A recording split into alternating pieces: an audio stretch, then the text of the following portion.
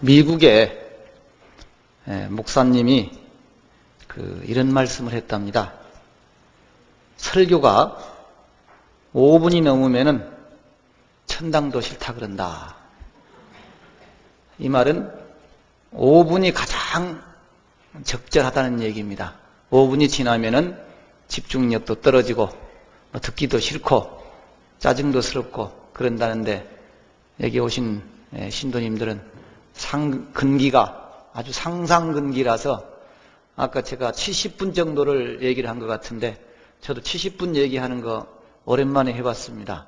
대학 강의는 한 120분 합니다만 법문을 70분 하라 그러면은 이건 보통 어려운 게 아닙니다. 저는 어디 가면은 35분에서 40분 그 정도 하면 딱 적당할 것 같아요. 근데 딱 졸기 좋은 시간에 이런 경전을 가지고 강의하면은 많이 좋습니다. 좋은데 제 법회를 들으면서 좋은 사람은 사람이 아닙니다.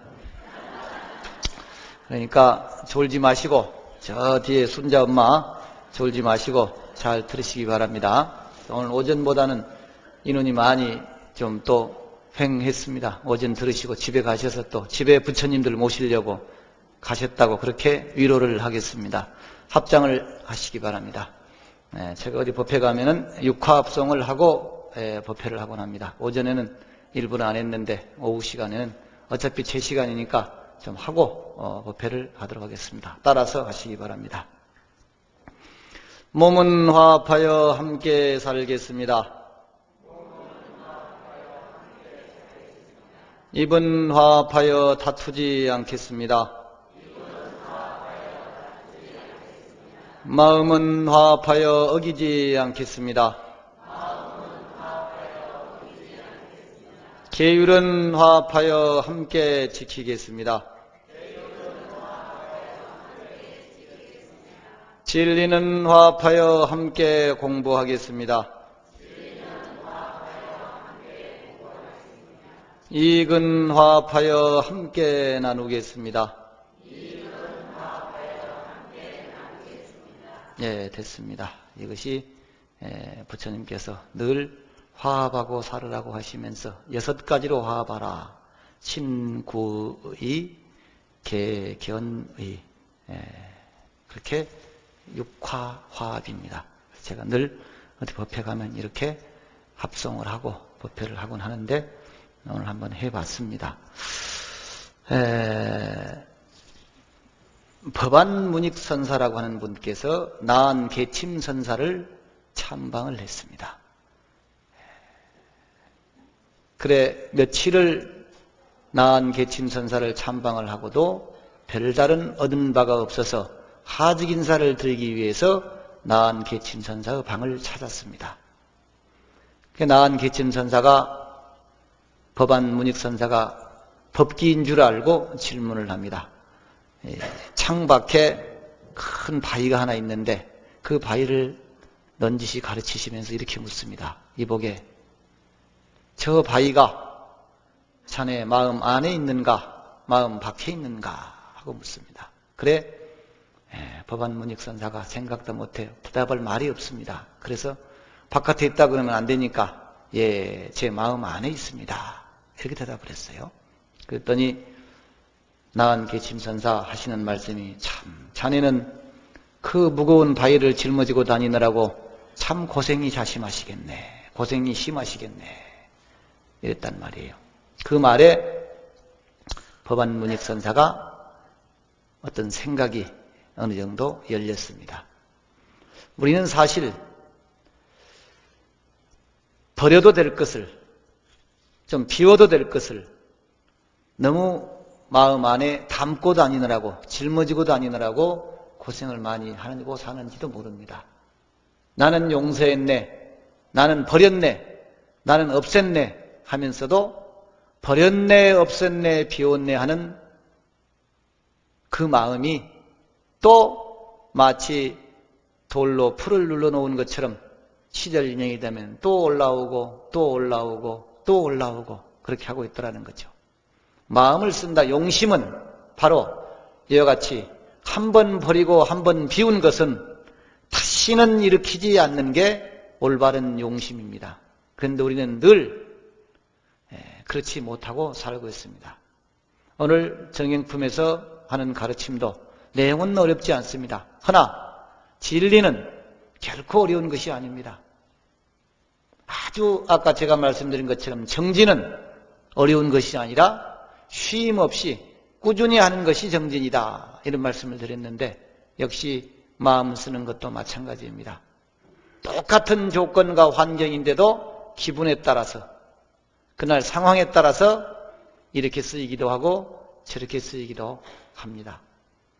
일체유심조라고 늘 마음속으로는 그렇게 생각을 하지만은 일체유심조가 뭡니까? 전혀 딴 나라의 얘기가 되어버린 경우가 많이 있습니다. 우리가 화엄살림에 참석한다는 거 하는 것은 바로 매일매일 이와 같은 마음을 더듬어서 찾고 점검하고 놓치지 않으려고 하는 그 노력, 그것이 바로 이 법회에 참석하는 의의가 아니겠는가 싶은 생각이 듭니다. 다시 본론으로 돌아와서 문수보살이 지수보살에게 대답하고 마음을 잘 쓰면은 큰 공덕을 얻는다는 구절을 한번 읽고 그 다음 구절로 넘어가도록 하겠습니다. 불자야제 약제보살이 선용기심만면적객일체 승묘공덕아야의 제불법이심무수요하며 주거래금매제불지도하며 수중생유하야 항불살이안나니 여제법상을 신릉통달하며 단일체약하고 구죽중선하며 당녀 보현색상제이며 일체행문을 개덕군조가며 일체법에 무불자제하야 이위 중생제의도살이다. 이렇게 마음을 잘 쓰면은 큰 공덕을 얻는다고 하는 것을 설하셨고, 이어서 마음을 잘 써서 수승하고 큰 공덕 얻음을 개송으로 답하는 구절입니다. 그래서 불자야 운하용심마야사, 어떻게 마음을 잘 써야만이 능획일체 승묘 공덕이니꼬 묻습니다. 어떻게 마음을 잘 써야만이 능히 일체의 수승하고 묘한 공덕을 얻을 수 있겠는가? 그래서 이제 설명을 합니다. 어떻게 마음을 써라. 집에 있을 때는 어떻게 마음을 써라. 또는 출가해서 기회를 받을 때는 어떻게 마음을 써라. 이렇게 쭉 이제 정말 쉬운 얘기인데 그 쉽다고 생각하는 하나하나의 내용이 사실 해보면은 너무도 어렵다고 하는 것을 우리가 느낄 수가 있습니다. 첫 번째는 집에 있을 때 마음을 쓰는 법입니다. 그래서 집에 있을 때 마땅히 모든 중생들이 지배 성품이 공한 줄을 알아서 그 핍박을 면하기를 원할지어다. 또 부모를 섬길 때, 처자가 모일 때, 오용락을 얻었을 때, 즐거운 놀이로 모일 때, 궁실에 있을 때, 영락을 걸칠 때, 누각에 오를 때, 보시하는 일이 있을 때, 여러 대중이 모일 때, 액난을 만날 때, 이렇게 지금 구체적으로 마음을 쓰는 법에 대해서 설하고 있습니다. 그래서 삼국유사에서 이련 스님이 불교가 뭐냐 이렇게 설명을 하는 대목이 있습니다. 거기서 효순, 부모, 사승, 삼보 이렇게 설명하고 있습니다. 효도하고 순종하는 것이다. 어디에? 부모에. 두 번째는 사승에게, 스승이죠. 세 번째는 삼보에게. 즉 사람의 도리, 인간의 도리, 진리의 도리를 여기서 하고 있습니다. 부모는 존재하는 것, 존재케 하는 것, 스승은 사람이게 하는 것, 삼보는 진리로 회항하게 하는 것. 이렇게 사찰을 설명하고 있습니다. 그래서 그 다음 구절에 어떤 구절이 나오냐? 사찰이 뭐냐?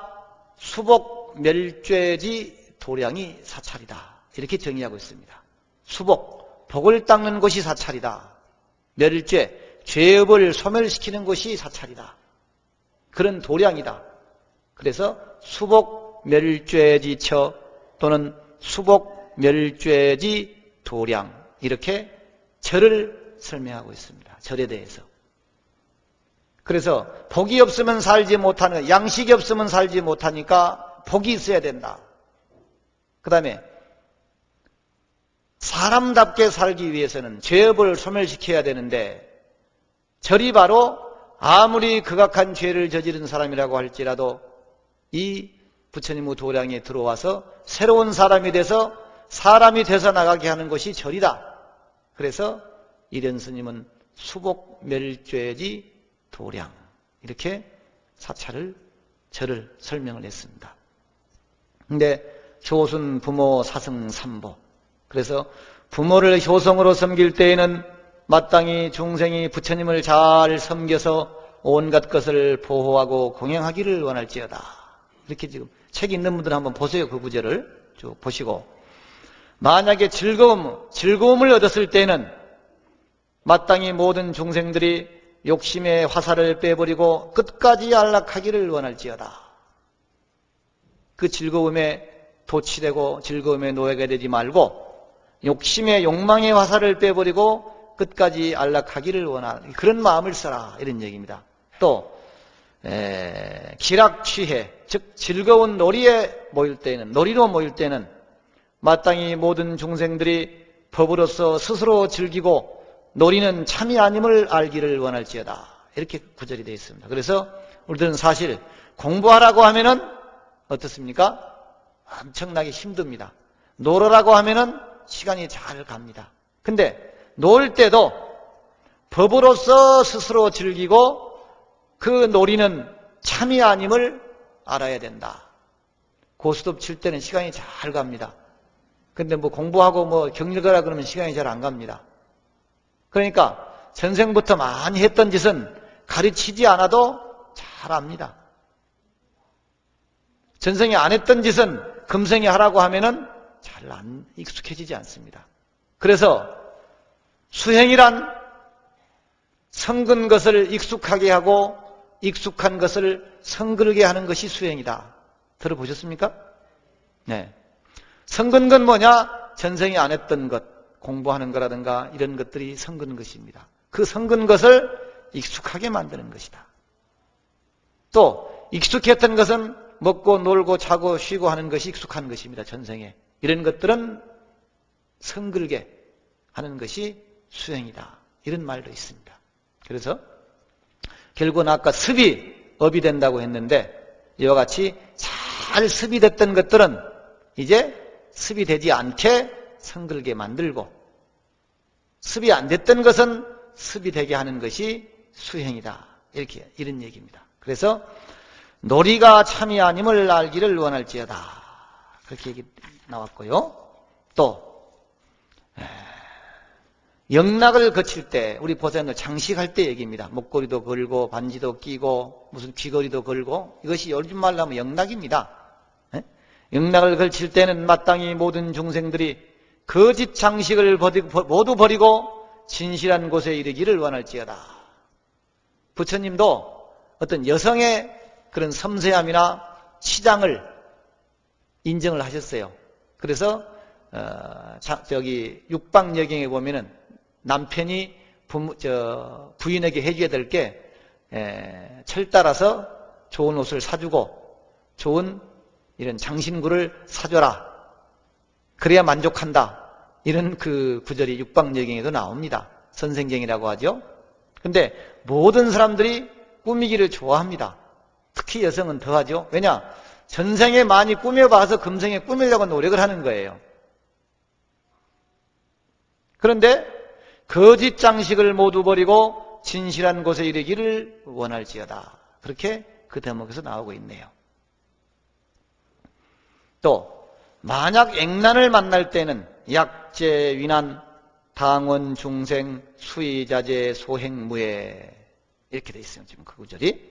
만약 어려운 일을, 액난을 만날 때에는 마땅히 모든 중생들이 마음대로 자제하게 되어서 어디를 가든지 장애가 없기를, 걸림이 없기를 원해라. 근데 여기서는 아까 중요하게 말씀드린 것처럼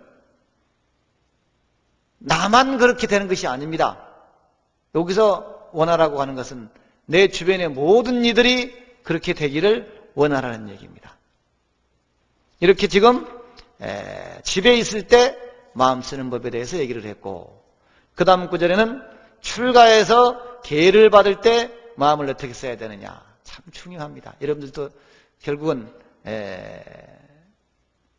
계는 출가자든 재가자든 사부조정이 다 받는 것인데, 우리가 흔히 출가가 쉽게 생각할지 모르지만 굉장히 어렵습니다. 저 같은 경우는 어려서 절에를 들어와서 뭐가 뭔지도 모르고 출가를 했습니다. 통로사를 제가 10대에 왔습니다. 10대. 제가 법무사 출가를 했는데 10대에 법무사 출가해서 여기를 어려서 경봉 스님이나 돌아가신 전 방장 스님 많이 뵙고 경봉 스님한테 가서 때도 쓰고 먹을 것도 얻어먹고 뭐 그런 기억이 납니다. 그때는 글씨도 많이 써주셨으니까 글씨도 스님 글씨 하나 써주세요 하고 또 때도 쓰고 그런 기억이 나는데, 근데 지금 벌써 이제 몇 년입니까? 이제 50이 넘었으니까 저도 벌써 뭐 근 40년 가까이가 이제 절집안에 살았는데, 뭐 어려서 뭐 뜻을 품고 출가했겠어요? 살다 보니까 좋은 뜻도 생기고 공부도 하고 정신없이 살다 보니까 저도 이렇게 왔지 지금. 그런데 어쨌든 이 출가라고 하는 것이 결국은 출가는 진출가가 돼야 되고, 출가는 사친 출가를 얘기를 합니다. 친한 것으로부터 어떤 출가. 부모도 친이잖아요. 또 많이 했던 것, 익숙했던 것도 친입니다. 그것들을 버리는 것이 진정한 출가다. 우리 경론에서는 일자 출가의 구족이 생천이라는 말이 있습니다. 한 자식이 출가를 하면은 구족이 천상에 태어난다. 그만큼 출가의 공덕을 얘기를 많이 했습니다. 우리가 출가를 얘기할 때 저는 늘 사종 출가를 얘기를 합니다. 신도님들한테. 사종 출가. 사종 출가가 뭐냐? 몸은 출가했으되 마음은 출가하지 않은 사람. 이 신출가, 신불출가. 그러니까 저 같은 사람을 두고 한 말인 것 같아요. 형상은 스님인데 마음은 스님처럼 잘 못 쓰는 사람. 신출가, 신불출가. 그 다음에 두 번째가 뭐겠어요?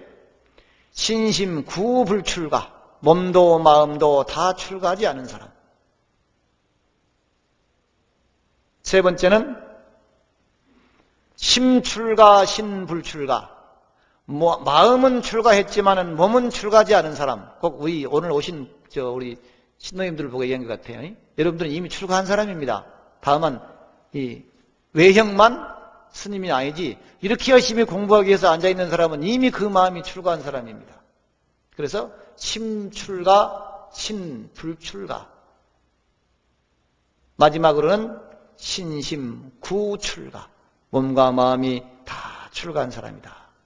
근데 출가를 해서도 그 출가의 마음을 유지하고 살기가 쉽지가 않더라. 우리 강원에 공부하시는 스님들 앞에 앉아 계십니다마는 치문이라고 하는 글에 서장이라고 하는 편지 글이 나옵니다. 거기에 동산 양계화상이 자기 어머니한테 출가한 뒤에 보내는 글이 있습니다. 그 가운데 일부를 소개해 보자면, 복유 자모는 수심모도하며 섭이 기공하사 휴해 이별 지정하시고 막작 기문지망하소서. 그 다음 구절이 또 띄어서 비여사자 비여무하소서. 그런 구절이 나옵니다. 무슨 얘기냐면 엎드려 생각하건대, 엎드려 바라건대 어머니께서는 수심 못하며 마음을 잘 거두어서 도를 생각하십시오. 참 도를 생각하십시오. 그리고 그 뜻을 잘 거두어서 공으로 돌아가십시오. 그래서 이별의 정을 쉬시옵고 혹시 출가한 자식이 혹시 오늘은 들어오지 않을까, 내일은 들어오지 않을까, 문에 기대서 바라는, 내 자식이 혹시 돌아오지 않을까 하는 그런 바라는 그 마음을, 문에 기대는 바람을 하지 마십시오. 저도 어려서 이제 스님 따라서 절에를 들어가는데, 범어사를 들어갔는데 어머니가 저를 하도 보고 싶었던 모양이에요. 그래서 전보가 하나 왔어. 행자를 하고 있는데 모친 위독 금내 요망 해가지고. 그래서 거기 소가였다 한번 갔다 왔잖아요, 집에를. 근데 어려서 그런 거고, 뜻을 세워서 출가했으면 또 그것도 아니었겠죠. 근데 어쨌든 비여 사자 비여 무하소서 그렇습니다. 마지막 구절에 비유컨대는 죽은 자식과 같이 여기시고 비여 무 없는 자식으로 생각하소서, 이런 구절이 있습니다. 그 동산양계화상이 어머니한테 보낸 글에 출가한 뒤에. 그런데 그 글을 받은 그 어머니가, 동산양계화상의 어머니가 보낸 글이 낭회답이라고 그래서 또 글이 나옵니다. 그 다음에 뭐라고, 그 회답의 글이 뭐라고 하느냐. 자유포모지나 낭무사자지심이라 그랬습니다.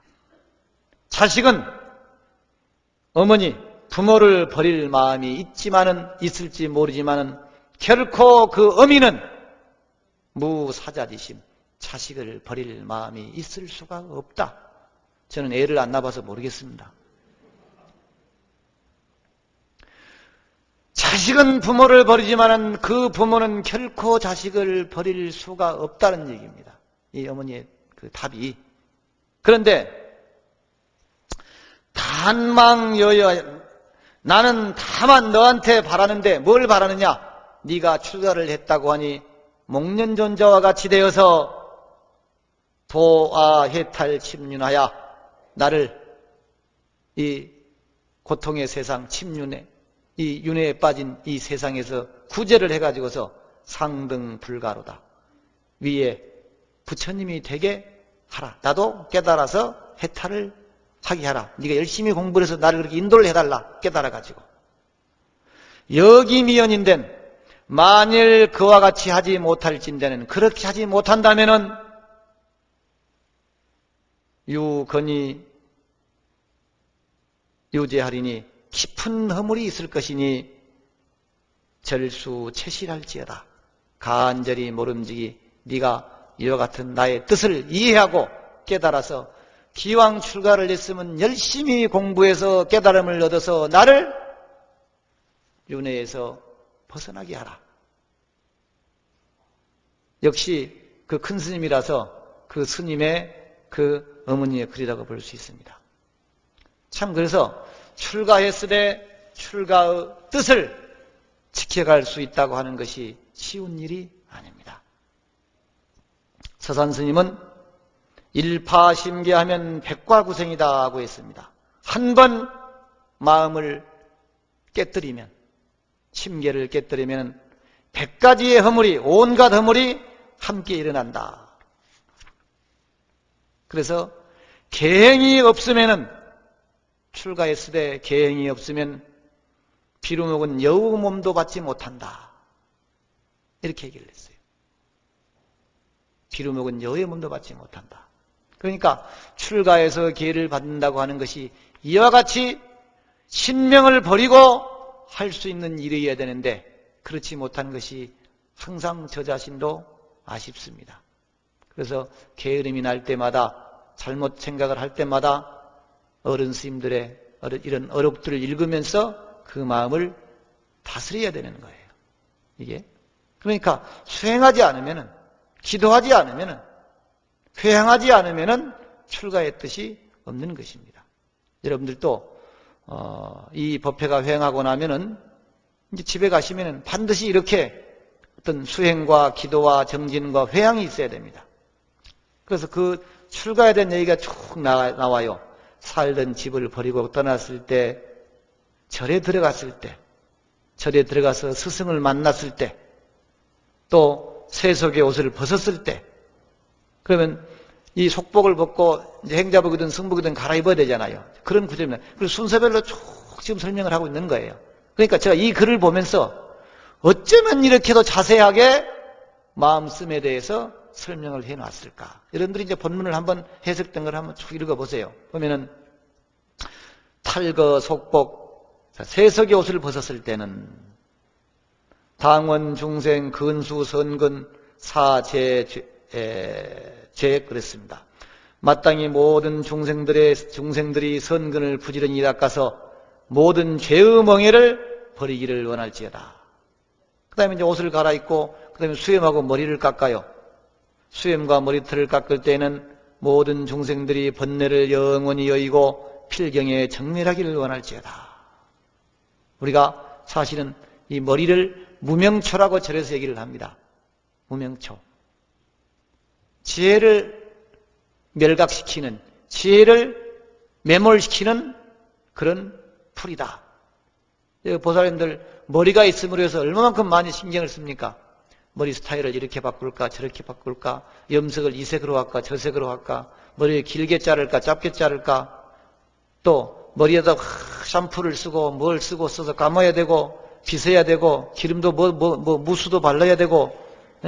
근데 사실 한번 박박 깎아보세요. 얼마나 편한지 모릅니다. 뭐 씻을 게 없어요. 또 신경 쓸 게 없어요. 이게. 근데 그 머리가 좀 길어서 생기는 순간부터 번뇌가 생깁니다. 이제 이걸 어떻게 하고 생기는 거예요. 그래서 허영심, 치장, 거기에 들이는 시간, 경제적인 것 다 많습니다. 그래서 저는 이제 머리가 다 빠져가지고 조그만 기르면 오히려 보기 싫어요. 이제 그래서 한 3일만 지나면 또 깎아야 돼. 우리는 머리가 다 빠지고 없어가지고. 그래서 내가 출가를 안 해서 만일 대머리가 됐으면 신경 많이 써졌을 텐데, 출가해서 뭐 대머리 신경 안 쓰고 사니까 참 편타 이런 생각을 하면 또 편습니다. 이게. 그래서 그러고 이제 머리를 깎고 가사를 입었을 때 이런 그 일련의 과정들을 쭉 지금 설명하고 있는 거예요. 그럴 때마다 이렇게 마음을 써라, 이렇게 마음을 써라, 이렇게 나오는 거예요. 그래서 가사를 입을 때에는 마땅히 모든 중생들이 마음이 물들지 않냐고 큰 신선의 도를 갖추기를 원할지어다. 그래서 착, 가사이, 당원, 중생, 심무소염, 구대선도 이렇게 되어 있습니다. 그래서 이 출가했을 때 마음, 출가해서 계를 가졌을 때 마음가짐 이런 얘기입니다. 또 그다음 쭉 내려가 보면은 이제 불법승에 귀의하는 대목이 나오고, 아사리는 여기서 교수입니다. 가르치는 스승을 아사리라고 합니다. 무슨 아사리 그러죠.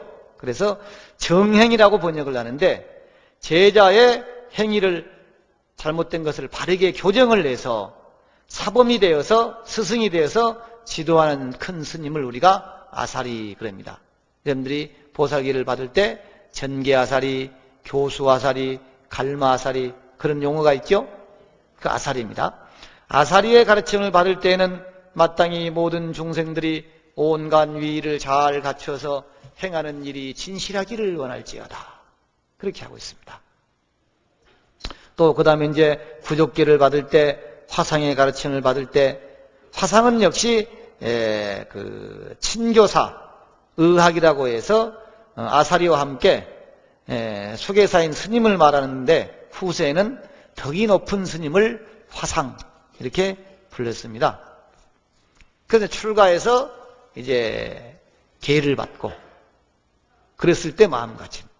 그 다음에 좌선할 때 마음 쓰는 법입니다. 수행이죠. 출가해서 법의를 입었고 계를 받고 법의를 입었으면 이제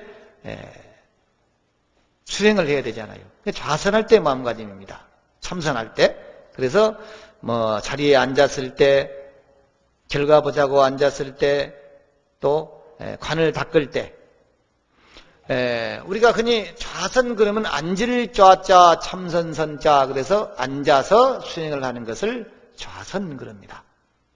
육조해능 스님은 이 좌선에 대해서 설명하시기를, 일체의 걸림이 없어서 밖으로 모든 경계 위에 생각이 일어나지 않는 것이 좌이다 이렇게 표현을 했습니다. 좌를, 일체의 걸림이 없어서 밖으로 모든 경계가 부딪혔을 때 생각이 일어나지 않는 것이 좌이고, 안으로 본래 성품을 보아서 어지럽지 않는 것이 선이다.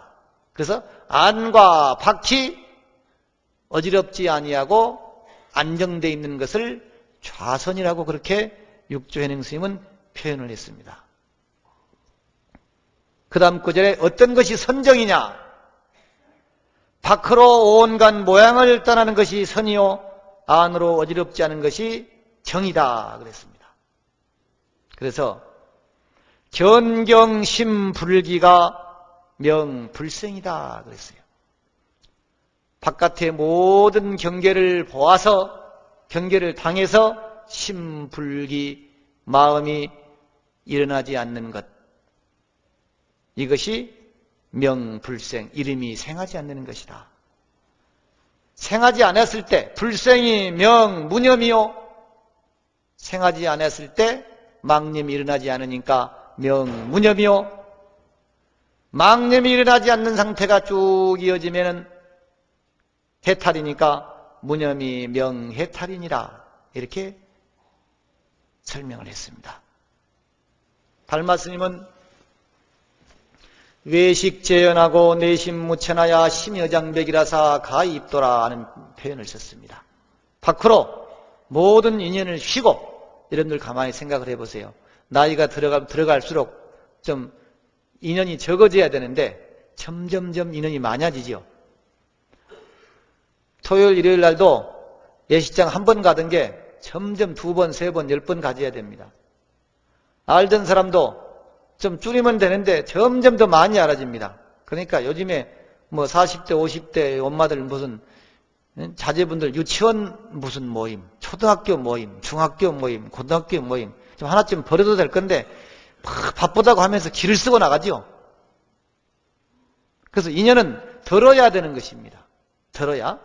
근데 밖으로 인연을 쉬지 않고서는 내 마음이 평정을 찾을 수가 없더라. 그래서 외식재연, 밖으로 모든 인연을 쉬고 내심무천, 안으로 헐떡거리는 마음이 없어서 심여장벽, 마음이 장벽과 같이 든든해야만이 도에 들어갈 수 있다. 이렇게 달마스님은 입도의 방법을 얘기를 했습니다. 이렇게 좌선할 때 어떻게 마음을 써야 되느냐? 그래서 단정히 앉을 때에는 마땅히 모든 중생이 보리자에 앉아서 마음에 집착하는 바가 없기를 원할지어다. 결과부자고 앉을 때는 마땅히 모든 중생들이 선근히 견고하여 흔들리지 않는 자리를 얻기를 원할지어다. 이렇게 쭉 얘기했습니다. 그 다음 구절이 이제 뭡니까? 행할 때 마음을 쓰는 법입니다. 팔을 내려놓고 머무를 때, 팔을 들 때, 심지어는 아래 옷을 입을 때, 옷을 정돈하고 허리띠를 맬 때, 상의를 입을 때, 가사를 입을 때 이렇게 나누어서 어떻게 마음을 써야 되느냐 이렇게 설명하고 있습니다. 그러니까 지금 이렇게 강의를 하면 재미가 없어요. 이 내용대로 안 할 수도 없는 거고, 그래서 졸립죠 지금. 예? 우리 노보살도 끄떡끄떡 하는 거 보니까 좋은 것 같아. 예? 근데 이 승원 스님 법회를 들으면서 조는 사람은 사람이 아니라 그랬습니다. 그건 지금 조는 사람은 사람이 아니에요 지금. 그건 뭔 사람이 아니면 뭐냐? 그 사람은 보살입니다. 보살. 대단한 보살입니다.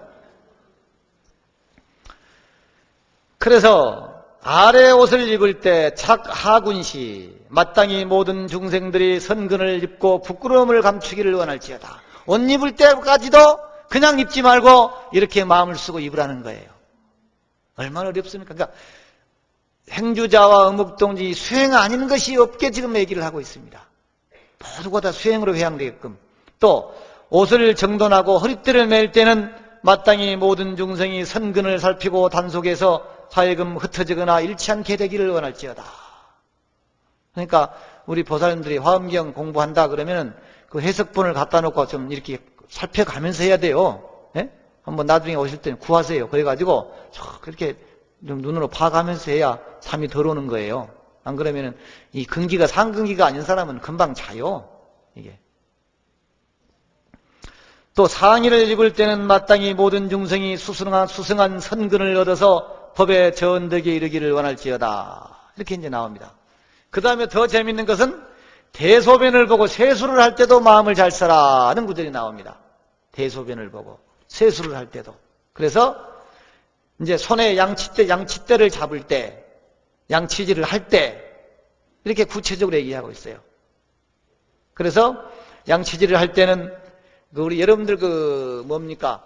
49제를 지내거나 천도제 지내죠. 그러면 관욕이라는 걸 하죠. 많이 보셨죠? 관욕할 때 거기 보면은 목욕 진언이 나오죠. 뭐 작양지 진언, 뭐 새 수면 진언, 뭐 이런 것들이 나옵니다. 나오죠? 그럼 영가를 청해서 신심을 깨끗하게 만드는 것이 관욕입니다. 말 그대로 관할 간자에 그다음에 목욕할 욕자입니다.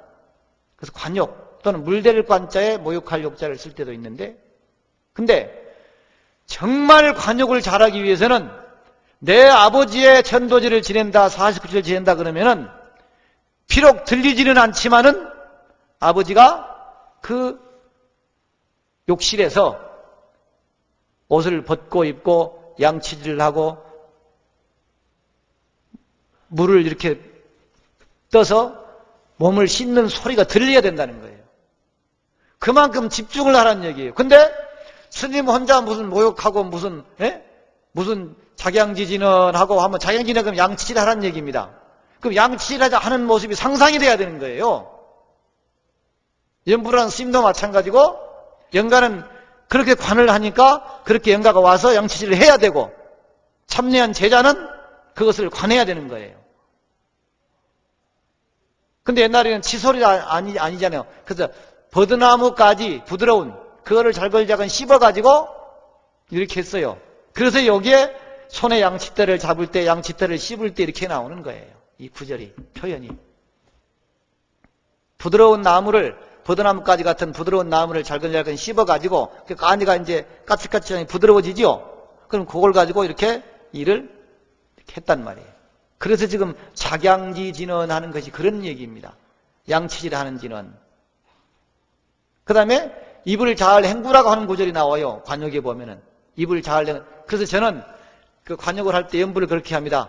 예를 들어서 작양지 진언 이렇게 하고 못 알아들으니까 제가 한글로 양치질 하소서 이렇게 합니다. 저는 연부를. 그 다음에 이제 수구진언 그러면 입을 깨끗이 헹구소서 이렇게 해요. 그러면 편하겠죠? 그래야 알아듣는단 말이에요. 제자도 알아듣고 영가도 잘 알아듣고. 그래서 저는 연부를 그렇게 합니다.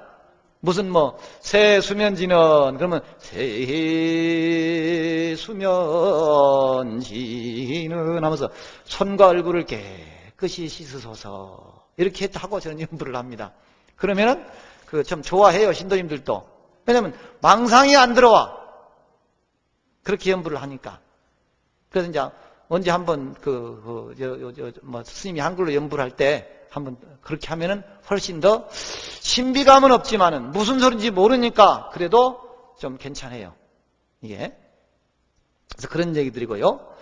또 몸에 더러운 걸 씻을 때, 물로 손을 씻을 때, 물로 얼굴을 씻을 때 이렇게 나옵니다.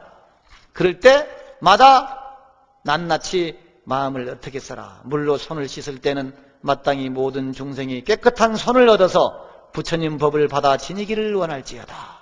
이렇게 쭉 해요. 그래서 이제 또 글씨가러 나갈 때 마음 쓰는 법. 그래서 길을 갈 때, 높은 길에 올라갈 때, 내려가는 길에 나아갈 때, 비탈지고 굽은 길을 나아갈 때 이렇게 자세하게 할 수가 없습니다. 정말 너무 자세합니다. 귀찮을 정도로 자세해요. 이게 사실. 그래서 높은 길에 올라갈 때는 모든 중생이 영원히 삼길을 벗어나서 마음에 겁약함이 없기를 원할지어다. 이제 내리막길. 내려가는 길에 나아감을 볼 때는 마땅히 모든 중생이 그 마음이 겸손하고 낮추어서 그 마음을 겸손하고 낮추어서 부처님의 선근을 찬양하기를 원할지어다. 비탈지고 꾸불꾸불한 길을 걸어갈 때는 마땅히 모든 중생들이 바르지 못한 길을 버리고 나쁜 소견을 영원히 없애기를 원할지어다. 이렇게 나옵니다. 또 뭐 티끌이 많은 길을 갈 때, 먼지가 없는 길을 갈 때 나와요. 그 다음에 삼라만상, 자연을 보았을 때 어떻게 마음을 써야 되느냐 하는 구절이 나옵니다. 자연을 보았을 때. 그래서 뭐 우거진 숲을 보았을 때, 대중이 모인 것을 보았을 때 모두가 다 수행과 연결을 시켰습니다. 꽃이 피는 걸 보았을 때, 열매 맺는 걸 보았을 때, 큰 강을 보았을 때 이렇게 나오는 거예요. 근데 고산지원법사라고 하는 스님의 면학이라고 하는 글에 보면은 우리가 배워야 할, 언제든지 배우려고 하는 마음만 있다고 하면 배우지 못할 것이 없다, 이런 구절이 나오는데, 목관심사에도 영비상감패어하기하로다 그랬습니다. 눈으로 보고 마음으로 생각할 때 뭘 봤든 뭘 생각하든 일찍이 내가 배우려고 하는 마음을 패한 적이 없었다. 유시로 이로부터 등산적 사학기고하고 임수적 사학기청하고 좌석적 사학기견하고 이렇게 쭉 나옵니다. 산에 올라갈 때는 높은 것 배우기를 생각했고, 물에 있을 때는 그 맑은 것 배우기를 생각했고, 내가 바위에 앉을 때는 그 견고한 것 배우기를 생각을 했고, 대월즉 달을 볼 때는 사학 지명하였노니 그 밝은 것 배우기를 생각하였나니, 만경이 삼열의 가규소장인데 삼라만상이 쫙 이렇게 벌어져 있잖아요. 벌어져 있으면은 가규소장은 장점입니다. 단점은 보지 말고 그것에 장점들이 다 있다. 각각 유소장, 긴 것, 즉 장점들입니다. 장점들이 있는데 오실 득사이 학지하였노라. 나는 그 모두를 다 스승 삼아서 배웠노라. 배우려고 했노라. 그러니까 우리 나무 탓을 하거나 이렇게 할 필요가 없다는 거죠. 배우려고 하는 마음만 있으면 이 세상 도처에 배울 것이 있다. 제가 불가에 들어와서, 어려서 절에 들어와서 제일 좋아하는 글이 뭐냐? 삼라만상 개호사입니다. 제가 어디 가나 얘기하는 말이면 제일 좋아하는 말이 뭐냐? 따라 해볼까요? 삼라만상 개호사. 삼라만상 개호사. 삼라만상, 세상 모든 것이 다 개자입니다. 다 오사, 나의 스승이다. 배우려고 하는 마음만 있다고 하면은 배우지 못할 것이 없다. 문제는 배우려고 하는 마음이 없기 때문이다. 그래서 삼라만상 개호사라고 하는 이런 마음으로 살아가면은 배우지 못할 것이 없습니다. 이제 쭉 자연을 보는 거를 이제 쭉 나와요. 연못을 볼 때, 샘을 볼 때, 다리를 볼 때, 흘러가는 물을 볼 때, 숲을 볼 때, 이렇게 이제 마음 쓰는 법에 대해서 쭉 설명을 하고, 이어서 사람들을 만났을 때 마음을 쓰는 법을 또 그 다음 구절에 설명하고 있습니다. 그래서 기뻐하고 즐거워하는 사람을 볼 때는 마땅히 모든 중생이 항상 안락함을 얻어서 즐겨 부처님께 공양하기를 원할지어다. 괴로워하는 사람을 볼 때에는 마땅히 모든 중생이 근본지를 얻어서 모든 고통을 소멸하기를 원할지어다. 그래서 견고뇌인, 당원 중생, 회 근본지, 멸제 중고. 근데 이 화엄경 글은 참 쉬워요. 어려운 글자도 많이 없고 해석도 참 쉽습니다. 우리 보살님들처럼 공부 많이 한 사람들은 그냥 보면 단박에 알 수 있는 내용들이에요. 그러니까 한번 봐요. 그런데 또 병이 난 사람을 볼 때에는 마땅히 모든 중생이 이 몸이 공적함을 알아서 어기거나 다투는 법을 떠나기를 원할지어다. 스님을 볼 때에는 마땅히 모든 중생이 조화롭고 유순하고 고요하여 필경의 제일이 되기를 원할지어다. 이렇게 나옵니다. 나오고 바르게 사는 사람을 볼 때에는 마땅히 모든 중생이 깨끗한 목숨을 얻어서 거짓 위를 차리지 않기를 원할지어다. 그 다음에 이제 마을에 가서 직접 탁발을 하고 글식을 할 때 마음을 쓰는 법이 나옵니다. 글식을 할 때. 근데 여러분들 저기 태국이나 미얀마나 이런 데 가면은 스님들이 줄 서서 쭉 탁발을 하러 나가잖아요. 네? 그걸 볼 때 좀 또 마음이 다른 느낌이 옵니다. 뭐 태국의 새벽 사원이나 또는 뭐 저 미얀마의 여러 사원들 수도원을 가면은 그 스님들이 어린 스님부터 줄 서서 쭉 이제 그 탁발하러 나간 걸 봅니다. 근데 사실은 이 한 끼 음식이 어떻게 보면은 참 소중한 것인데 그것이 전부 빚이 될 수가 있습니다. 그래서 서산 스님이 성가구감에서 이런 구절을 얘기했네요. 불자들이여 일희일식이 옷 내가 입고 있는 이 한 벌의 옷과 한 끼의 음식이 막비 농부지열이요 농부의 피 아닌 것이 없다. 그리고 직녀 배짜는 여자의 수고로움 아닌 것이 없는데 도안이 미명하면 여아소득이리요.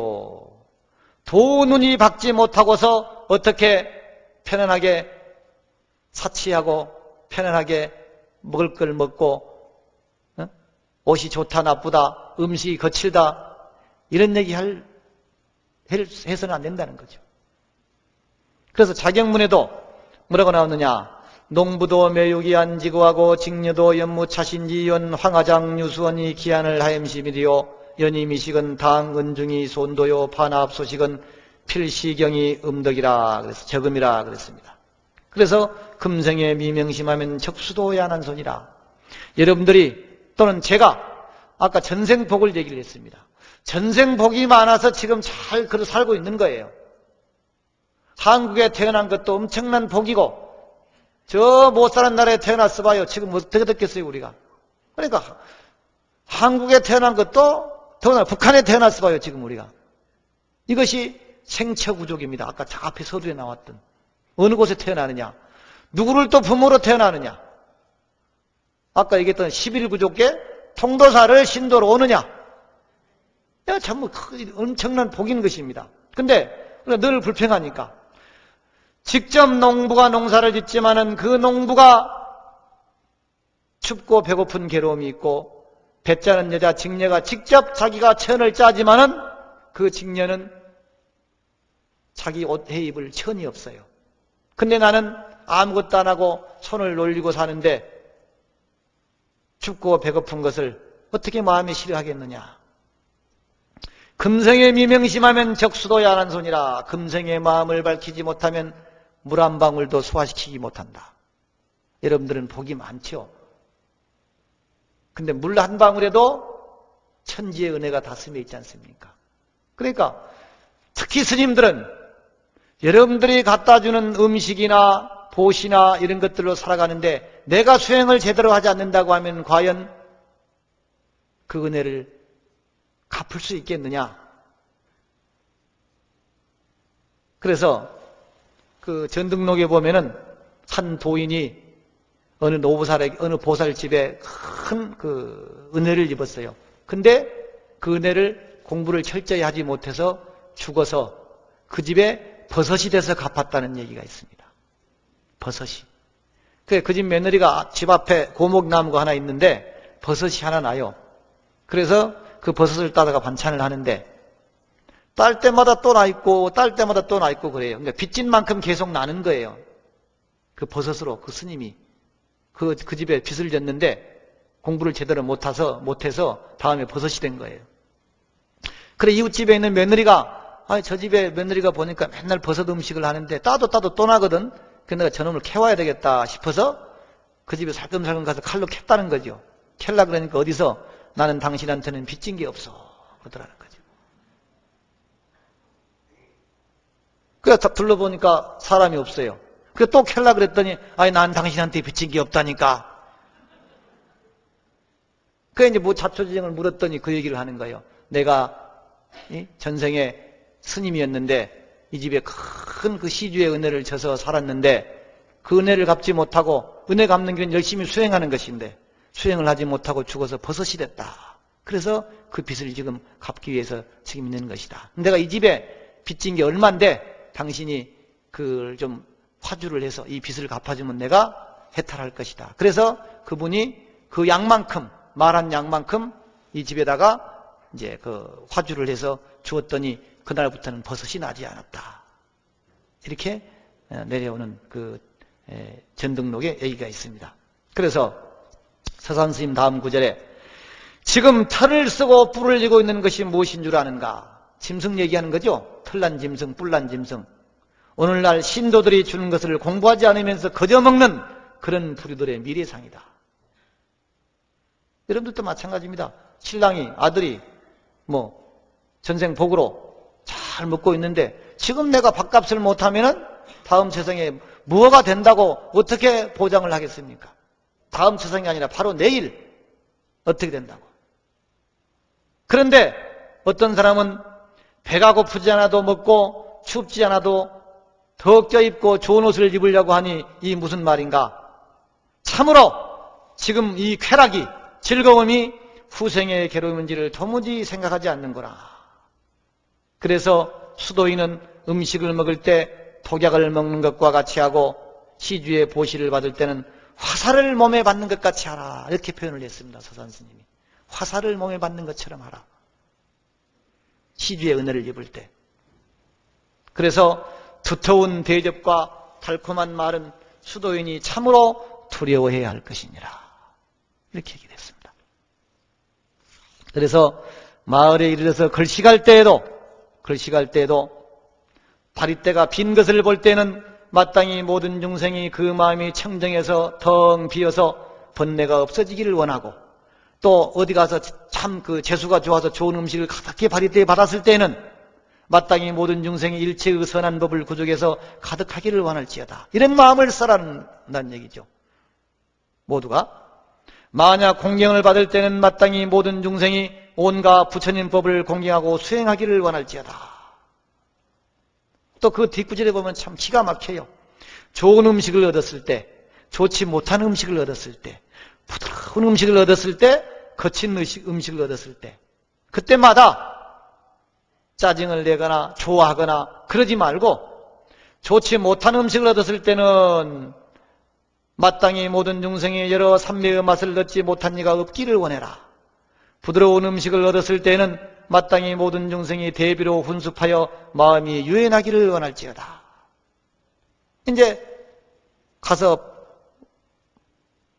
탁발해서 들어와서 이제 먹고, 그 다음에 돌아와서 씻고 이제 목욕해야 되잖아요. 그래서 돌아와서 씻고 목욕할 때 또 마음을 쓰는 법에 대해서 얘기가 나오고 있습니다. 그 다음에 이제 목욕하고, 그 다음에 이제 경을 읽고 부처님께 예경을 하고 이럴 때 마음 쓰는 법입니다. 그래서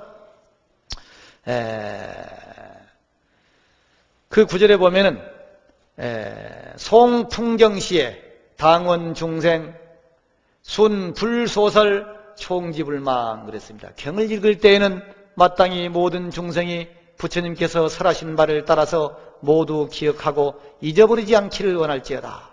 우리들이 경전을 읽을 때 부처님께서 참으로 설하신 바의 뜻을 따라서 내 이 모두를 다 놓치지 않고 기억하고 잊어버리지 않게 해야 되겠다. 부처님의 탑을 볼 때에는 마땅히 모든 중생이 존중하기가 탑과 같아서 하늘과 사람들의 공양을 받기를 원할지어다. 탑을 오른쪽으로 도울 때에는 마땅히 모든 중생이 행하는 일이 거슬림이 없어서 온갖 지혜를 이루기를 원할지어다. 그러니까 탑은 공경, 귀, 예경의 대상입니다. 근데 요즘엔 탑이 저 어디 가면 모텔 앞에도 서 있고, 무슨 여관에도 호텔에도 서 있고 이러죠. 그건 부처님을 모독하는 행위입니다. 불자가 만일 그 호텔을 경영하거나 무슨 여관을 경영하거나 한다고 하면은 탑을 장식으로 써서는 안 됩니다.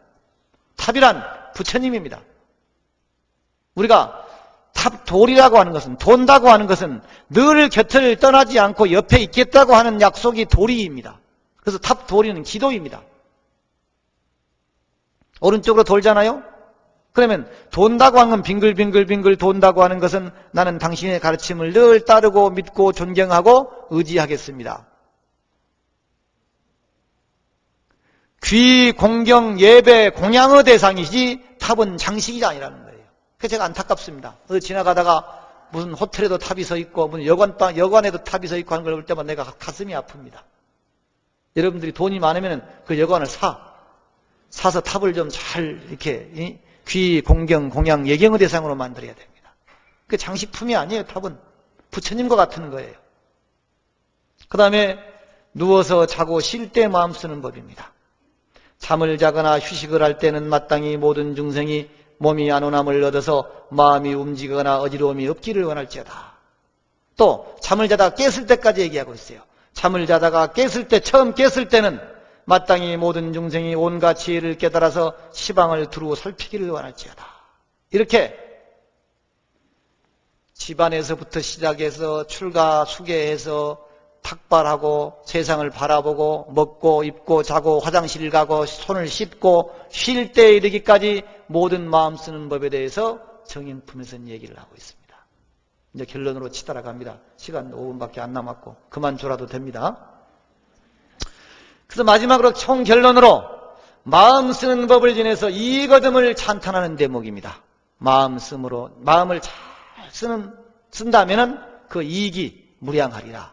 이렇게 이제 마지막으로 찬탄하는데, 자, 불자야 만일 모든 보살이 이와 같이 마음을 쓰면 온갖 수승하고 미묘한 공덕을 얻어서 모든 세관과 모든 나늘이나 마군이나 범천이나 사문이나 바라문이나 큰달바나 수라들과 일체 성문과 영각들이 능히 동요하지 못하리라. 이렇게 이제 이렇게 마음을 잘 쓴다면은 온갖 수승하고 미묘한 공덕을 얻을 수 있다. 모든 세간과 모든 하늘이나 마군이나 범천이나 이런 모든 일체 성문과 영각들도 능히 이 사람을 어떻게 하지 못하며 동요시킬 수가 없다. 왜냐? 이 사람은 늘 부처님이 보호하는 바 되고 지키심이 되고 떠나지 않으심이 되고 구경에 성불할 사람이기 때문이다. 마음을 이와 같이 써야 하나니라. 이것이 11 정행품의 내용입니다. 마음을 어떻게 써야 되느냐? 먹을 때, 입을 때, 잘 때, 쉴 때, 남하고 대화할 때 이렇게. 그래서 이와 같이 마음이 평온하고 안락한 사람은 늘 부처님과 함께하는 사람입니다. 그래서 부처님을 모시고 사는 사람은 항상 마음이 편안하고 또한 마음을 잘 쓸 수밖에 없습니다. 금강경 야부송의 마지막 구절로 오늘 제 시간은 회향을 하고자 합니다. 금강경 야부송에 야야포 불면하고 조조환 공기로세 하는 글이 있습니다. 무슨 얘기냐? 밤마다 부처님을 안고 자고 부처님과 함께 자고 조조환 공기, 아침마다 매일매일 일어날 때 부처님과 함께 일어난다. 그렇게 하고 있습니까? 매일매일 매 시간 잠을 자면서 일어나면서 잠을 자는 마지막 순간에도 부처님과 함께 잠을 자고 제일 먼저 일어나는 아침 첫 시간에 일어날 때도 부처님과 함께 일어난다. 야야포 불면, 따라 합니다. 야야포 불면하고 조조환 공기로다. 한 번 더 하겠습니다. 야야포 불면하고 조조환 공기로다. 자, 밤마다 부처님과 함께 자고 아침마다 부처님과 함께 일어나라. 이것이 우리 불자된 도리입니다. 늘 부처님의 가르침을 버리지 말고 놓치지 말고, 또한 내가 지금 어디 있느냐? 수행은 내 자신을 더듬는 것이다. 저는 그렇게 표현하고 싶습니다. 부처님과 함께하면서 늘 내가 지금 어디에 있느냐? 어디에 있느냐? 어떻게 행위하고 있느냐? 어떤 생각을 하고 있느냐? 내 자신을 늘 찾아야 돼요. 그 자신을 찾지 않는다면 이미 그 사람은 없는 사람입니다. 없는 사람. 황벽 스님이 깨달음을 어느 정도 한 소식 하시고서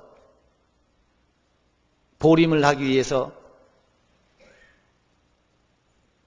어떤 절에 그 후원에 그릇도 닦고 설거지도 하고 이렇게 살았어요. 모습을 감추고.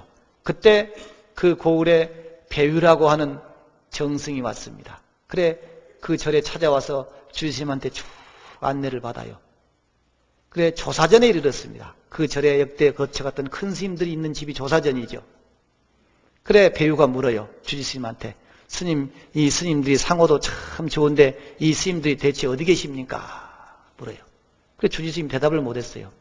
근데 가만히 보니까 후원에서 일하는 그에 대한 스님이 하나 있는데 눈빛이 다르고 남달라 보여요. 그래서 저 스님이 공부를 많이 한 스님이 아닐까 싶어서 불러오라고 합니다. 그래요. 그 스님이 황덕 스님입니다. 그래 황덕 스님이 주지스님한테 불려와서 여차저차 합니다. 그랬더니 이 황덕 스님이 배유한테 다시 물으라고 합니다. 나에게 다시 물으라. 그래 또 배유가 재방송을 합니다. 여차저차 하는데 참 훌륭하신 스님들 같은데 지금 저 스님들이 어디 계십니까? 그럽니다. 그러니까 황덕 스님이 가만히 듣고 있다가 배유야! 이렇게 소리를 번쩍 지릅니다. 그러니까 놀래서 또 지금 놀란 사람은 지금 넋을 놓는 사람입니다. 그래서 예 하고 대답을 합니다. 그러니까 황덕 스님이 배유에게 어디에 있는가? 그 말에 배유가 깨달았습니다. 여러분들도 항상 내 자신이 어디에 있는가를 점검하고 더듬고 찾고 지키고 사는 삶이 불자의 삶이고 우리 오늘 화엄살림에 동참한 진정으로 저희들이 어떤 의미해야 될 그런 자세가 아닌가 싶습니다. 오늘 참석하신 분들 모두 성불하십시오.